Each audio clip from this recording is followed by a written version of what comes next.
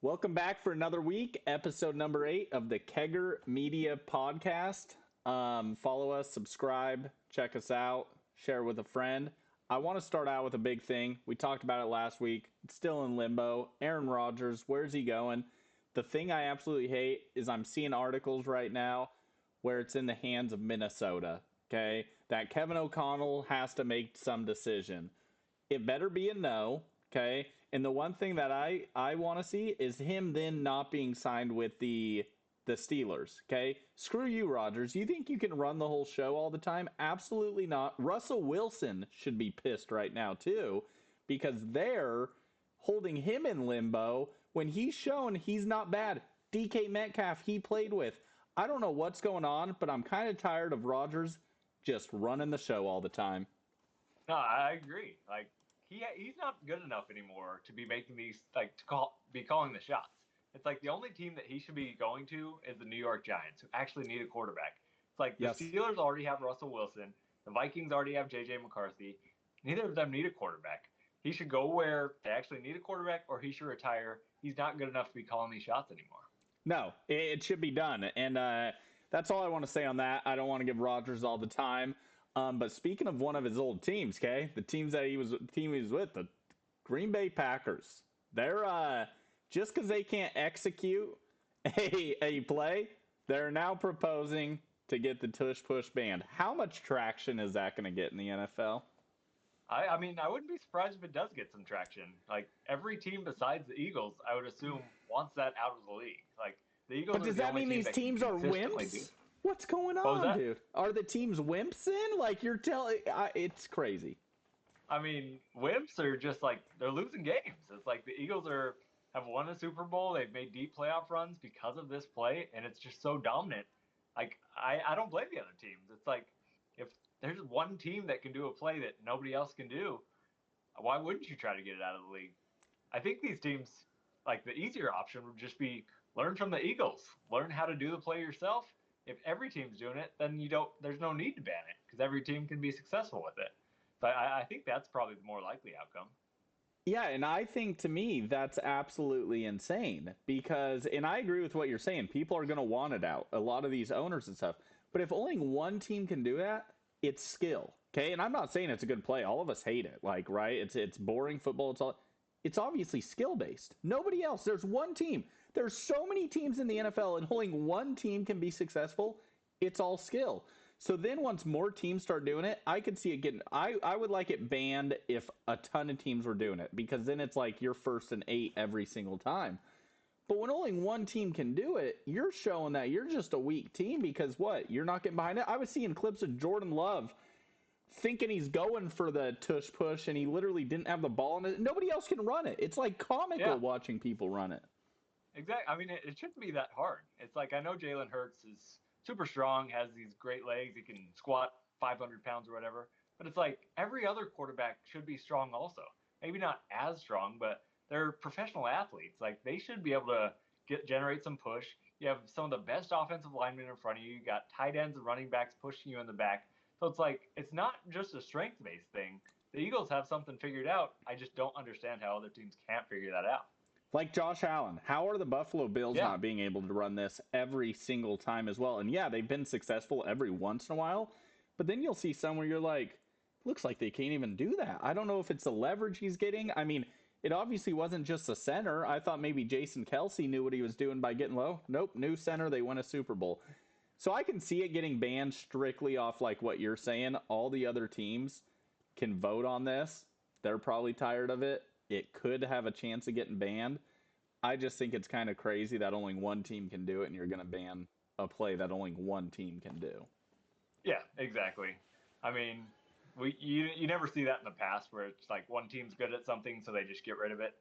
So I think other teams just need to learn how to handle it or learn how to do it themselves.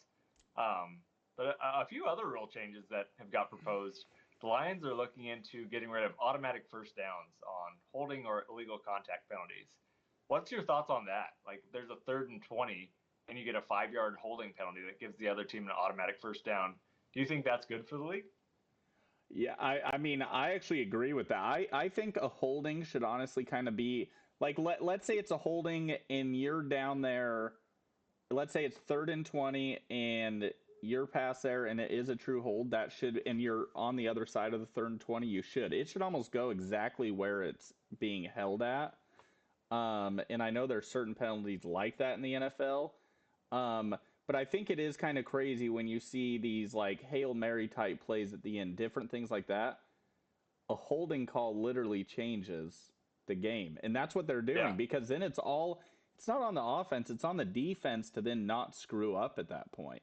Yeah, exactly. And it can It's literally like change the 3rd game. down, 4th down, and more than 10 yards should be so unlikely to happen. But it's like you see these offensive teams get bailed out by penalties every single week. And as a fan, it just kind of ruins the game for you. Like games are being decided just based on whether or not a ref throws the flag on the last play. So yeah, I'm totally with the Lions on this. I think wherever the penalty is, that's how many yards they should get. It shouldn't be automatic first downs. Yeah, I think it's just and kind of I ruining agree close games. that if we can take more penalties out of the game, ridiculous things, fans don't want to see it, and players then start flopping more, start doing that. It's like we don't want as fans games won on a penalty. Okay, like Yeah, it should go exactly where it is. If 5 yards out, you have that. Okay, right there, that's where it should be, but not an automatic first down for a thing that happened at the line of scrimmage is insane. yeah, no, 100%. Yeah. One final rule change. The Eagles are proposing that both teams get the ball in overtime within the regular season. We've already seen this change happen in the postseason. I think that just makes sense. It's like in a Yes. close game, you don't want just one team getting the ball and scoring, especially with how good offenses are in the league nowadays. What are your thoughts there? Do you agree that both teams should at least get a chance to possess the ball in overtime?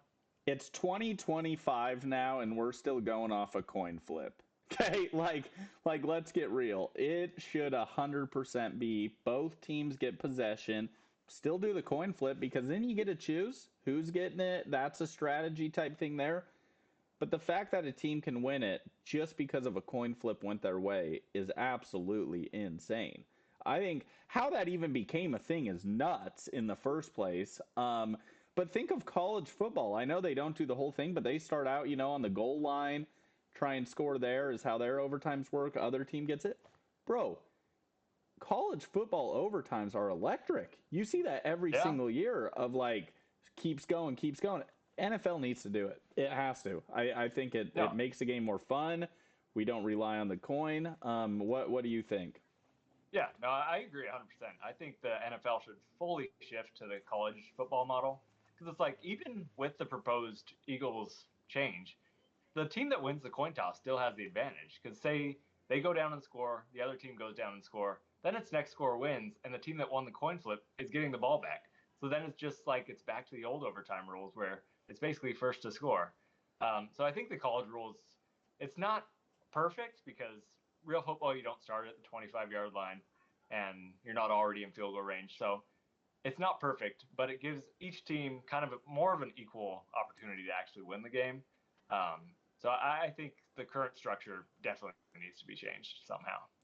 No, I agree with that. And what's your thoughts? The Bengals, which I actually love what they did with the T. Higgins, Jamar Chase, because they have a star quarterback. Um, he wanted T. Higgins and Jamar Chase there. So obviously the Bengals are respecting what Joe Burrow has to say, okay? However, it's a boatload of money, okay? It's a lot of money. Jamar Chase, highest paid wide receiver in the NFL now, making what, almost 41 million a year. T. Higgins, highest paid wide receiver too in NFL history. Well, your offense is going to be booming, okay? We saw what Joe Burrow did last year, all that. I'm hoping they save some cap space or something to get that defense cleaned up. That's my only concern with the Bengals is I know Burrow wanted this, and they got what Burrow wanted. However, it was for a very pricey, for a big price tag. What's your thoughts Yeah, on the whole Higgins and Chase yeah, thing? that's my exact worry too. It's like you want to keep your franchise quarterback happy. You want to keep your wide receiver one happy when he's literally one of the top two receivers in the league. So you got to keep those two happy. You got to pay those guys. The part that kind of scares me is the T. Higgins. Like, he is one of the best wide receiver twos in the whole league, and he deserves a lot of money. But the Bengals had one of the worst defenses in the league last year, and they lost a lot of games because of that. Like they got hot at the end, but they were losing a lot of games early because their defense just couldn't stop anyone. Now you're going to make T. Higgins the highest paid wide receiver two in the whole league. How are you going to pay any defensive players? And how are you expecting to win? They're just going to have to win a gunfight every game. It's like, Dude. I just don't see that being sustainable. Like, your three top weapons are happy, but you're not going to win games. You're not going to make the playoffs. You're never going to win a Super Bowl. So I don't think it makes sense for a team perspective. Yeah, no, and I mean it's the same thing with like their offensive line is Joe Burrow just, I mean, 2 years ago, he was getting hammered, okay? So their offensive line was hurting. This year, it kind of didn't get looked at as much because their defense was so bad. But it's like, man, you guys got the star players, you got all that. But, man, you got to make sure the defense is making some stops, too, because we just saw an MVP here. We just saw one of the best years statistically in the NFL, especially with the way Joe Burrow ended the season. I mean, if you go from game 7 on to the end of the season, that was one of the best 10 to 11 game stretches we've ever seen. But yet he didn't even got thought of MVP consideration because they sucked. They didn't win, right? Yeah. But it's crazy to think that. So it's like, hey, you guys got your guys, you got that defense. Try and watch out. And that's one thing I'm actually happy with the Vikings. This offseason, we got 2 offensive linemen. We've been paying buku bucks. 2 new defensive linemen. And that's why I'm saying take JJ McCarthy, because I feel that any NFL quarterback can be good behind a good line. Okay. And I know the Patrick Mahomes, all that stuff, those guys are insane. Okay. Josh Allen, Mahomes. But if you have a good line, anyone's pretty good. Look at Dallas with some of the running backs coming in and out when they had the best offensive line. It didn't matter who was running behind that. Yeah, exactly. Like in the league today, you have to invest in a good defense and a good offensive line. It's like look at the top teams in the AFC. You got the Chiefs, the Ravens, and the Bills. None of them have great wide receiving cores, but they're still the best teams in the AFC. They all have good lines, they have good run games, and they have good defenses that can keep them in games, and they have elite quarterbacks. It's like I just don't see the Bengals competing just because they have better wide receivers. Like they're going to lose to these good defenses. They can just shut down those two, and the Bengals don't really have much else to offer. Yeah. So yeah, I'm worried about the Bengals' future. I think they'll be a fun team to watch. Fantasy-wise, they're going to be crazy, but winning games just won't be in their future. No, I agree with that. And switching over now to the NBA, it's been a little while now that Luka's been on his team. Can't talk much about Anthony Davis. They traded a guy away because they said he was gonna Played one game. get fat and all this stuff, and they trade for a guy who's not even playing. Okay, it's insane. But what's your thoughts on Luka so far to start with the Lakers? Yeah, I mean, I'm kind of worried, to be honest. During this trade, everyone kind of built him up to be like this next great superstar. They're comparing him to SGA and Jokic, and he's one of the top 3 players in the league. And then you look at his stats, and it's not really that impressive. Since he joined the Lakers, he's played 15 games. He's shooting exactly 40% overall, 33% from 3. He gets a lot of rebounds and assists, but he's not a super efficient scorer. He turns the ball over a lot. So I think he's a great player. He's a top 10 player for sure. But I don't see him anywhere close to that top 5 caliber player. And I think once LeBron retires, the Lakers are going to be in trouble. Like, I think Luka will lead that team for probably the next decade, but I don't see him winning championships by himself unless they're able to get a second superstar in there with him, just because he's just not efficient enough. He doesn't defend well enough. Like, there's things he does really well, but there's a lot of things that he doesn't do well. So it makes me nervous for the Lakers' future. Do you think his playmaking, though, outweighs some of his field goal percentage? Because you see some of the other players around him. Austin Reeves, when it's those two, Austin Reeves is putting up insane numbers, right? When it's Luka and him on the court. Do you think some of his playmaking, though, outweighs some of the field goal percentage? And also, it's like free throw percentage. He definitely gets there. So I think offensively, you can kind of overlook some of the field goal percentages with his playmaking. But the one thing that I will say is if he's on a team that struggles offensively, they're going to completely lose because his defense is awful. His defense is literally, I mean, watch one game of LA basketball or even look up old clips of the Dallas Mavericks. His defense is literally horrendous. But what's your thoughts on that? Do you think he kind of helps some of the players around him and that can help go further? Yeah, no, for sure. Like since Luka's got there, Reeves' numbers have gone up. Connect, Rui, LeBron, everyone's been shooting better except for Luka. So his playmaking, yeah, you can't say enough about it.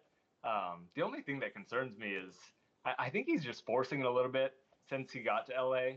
I think that'll just take time. He's averaging 4.2 turnovers per game Yeah. on just over 8 assists per game. So not a great assist to turnover ratio. Which I think he'll address that as he just gets more comfortable with the new team, gets familiar with his role next to LeBron. So I think that'll just take time.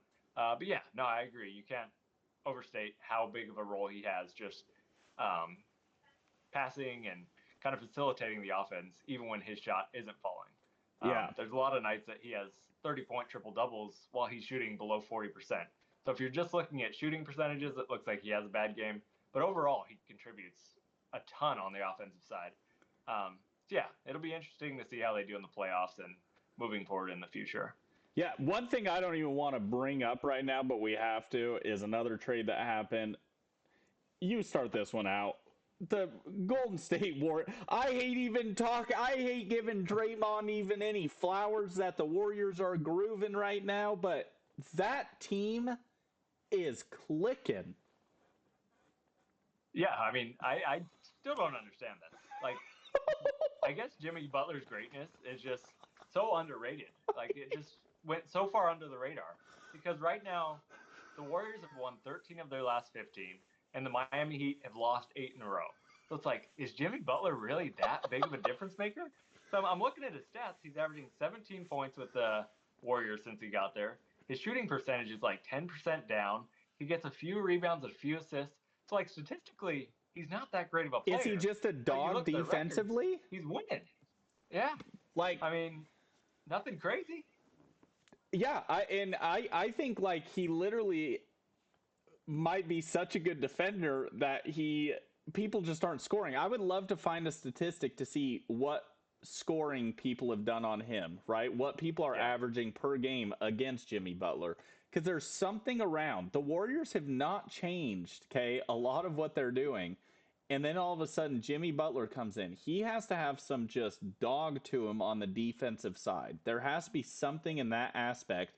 And then also, I wonder if, like, teams then obviously start changing their schemes in a sense, right? They're like, now they have Jimmy Butler. Is this now giving it to where, I mean, think about it. Since Jimmy's come on there, all of a sudden you're hearing of Curry getting back up to that 9, Yeah. 10, 11, 12 three-pointers made a game. Crazy stuff that is him just being on the court really opening up that Warriors team that much. Yeah, no, 100%. It's like I don't think it's crazy to say that Jimmy Butler is the second best player Steph Curry's ever played with. It's like besides KD, Steph's never really been around another superstar. Like Klay Thompson definitely had his years, but he was more of just a catch and shoot player, great Mm-hmm. defender. Draymond Green's never been great offensively. So it's like having a real offensive weapon next to Steph, I think that's huge for them. I did not expect success this quickly or really this much.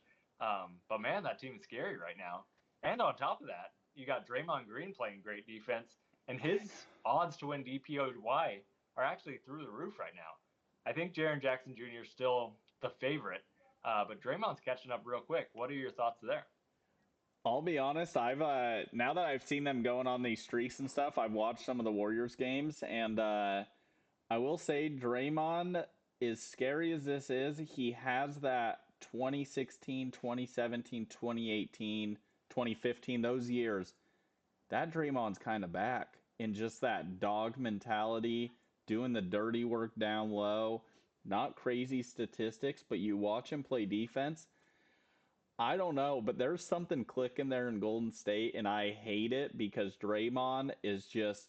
I just don't think he's a good person. Okay, just Oh, first off, yeah. I don't like to see him win. I think he honestly hates the NBA. He has a lot of things to say awful about the NBA, about the refs if it doesn't go his way. But man, you watch them play right now, and he has that old mentality back like he used to. And Yeah. that team's scary to watch. And I think he honestly, if they keep winning like they are and the Grizzlies kind of keep going down a little bit, he could literally win another DPOY. Yeah. No, I'm in the same boat. when I saw that news trending that his odds were going up, I was like, no way, Jaren Jackson Jr. is a way better defender. And then I kind of dove into the stats. So Draymond's actually averaging more steals this year. Jaren Jackson's averaging more blocks. But then once you look at advanced stats, the defensive win shares, they're exactly tied. Defensive blocks plus minus, Draymond actually has them pretty by a pretty wide margin. So advanced stats wise, Draymond's actually the better defender this year, which is surprising to me. You don't really Draymond's obviously a great defender, but he's not making these highlight blocks or he's not hustling all the time to get these steals. He's not someone you really think of when you think of a flashy defender. But when it comes down to the stats, he really is one of the best, which I hate to say, but the stats show the truth. Yeah, and the thing that's hard about it is if he wasn't so outspoken and just kind of rude about things and criticizing stuff and in the punch to Jordan Poole and all the text that he does, Draymond could go down as one of the greatest defenders ever. When you really see a guy his stature, not a big guy when it comes to the position he's playing. I mean, there's times when they're doing the small ball. Draymond's the center. The guy's not big. So he could win Defensive Player of the Year again as a guy who's guarding 7-footers and getting down and dirty. It is actually crazy. And that's where it's just hard for me to root for Draymond because he is so mean. He is just a mean guy. And I'm like, Draymond, if your persona was just so different, people would talk about you as being really great. But it's like only in Golden State they're doing that because everyone else is annoyed by him. Yeah. I mean, if he was just more well liked and just a better person all around, I think he would have a reputation, a basketball reputation like Dennis Rodman. Somebody that just gets in there, does his job, ends up winning a ton of games and championships, and just kind of an all-around player. Not really a great scorer, but does all the other dirty work that you want on your team. But Draymond's just such an ass. Nobody really gives him credit for what he actually does on the court, which is be a pretty good basketball player. So I think he's really harmed his reputation just because of his attitude. No, I agree. And I want to end with this and talking about the Warriors quick. We'll end with what do you think their chances are this year with the way they're finishing this of winning an NBA championship again? Do you think the stars are lining? Do you think something can happen? Steph's starting to drop some shots. He's playing well. They have a lot of people around him that are actually playing a lot better since Jimmy Butler got there. So that guy brings something. Where do you think they stand in the Western Conference to actually make a finals run? I think in the West, probably they're the number 2 or 3 team that I'd be most afraid of. I still think OKC is the heavy favorite. If OKC meets the Warriors at any point, I think OKC is winning easily. But any other team in the West, I think the Warriors match up pretty well against and could win a 7-game series against. Yeah. And you never know. Maybe the Nuggets match up against the Thunder early and the Nuggets take them out, and then the Warriors play the Nuggets or something. So any team with Steph Curry on it, plus Jimmy Butler now, plus Draymond Green, they have a chance in the playoffs. So definitely not a team that I would want to face if I'm a younger team like the Grizzlies or the Rockets. They just have so much playoff experience, both Jimmy and Steph. That's a scary team. It's very sad, but I agree with everything you just said. I literally think there is a possibility, which you could ask me this 3 months ago. I would have said Warriors, no way, they're in the finals. There's a possibility, okay? Like you just said, with Steph Curry, he gets hot. The guy can put up 14 threes in a game, okay? It's unbelievable. Jimmy Butler, Draymond, you have the other players surrounding him playing well.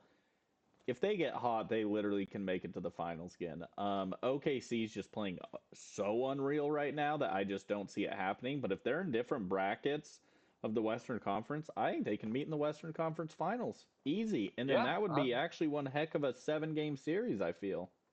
Yeah, 100%. So it'll be interesting to see.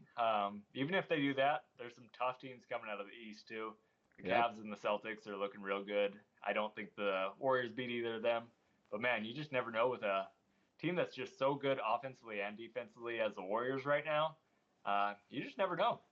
I agree, and I'm actually super excited for the playoffs to start because there are so many different teams that we're not used to seeing. Okay, I know Cleveland, when LeBron was there, we did, but it's this is a whole new Cleveland team, okay? So we're seeing that. OKC, dude, how awesome is that?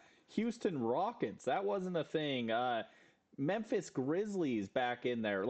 there's just so many good things happening right now in the NBA, and people talk about the products going down, this and that. I honestly think these playoffs will be a big draw, and I think people are actually going to be tuning into it strictly because of some of these young players and young teams. No, I agree 100%. I think basically every team in the West is like exciting to watch, and then Yep. every top 4 or 5 team in the East is fun to watch. So once we get through those playing games and actually get to the series, it's gonna be nothing but bangers. It's gonna be so much fun to watch.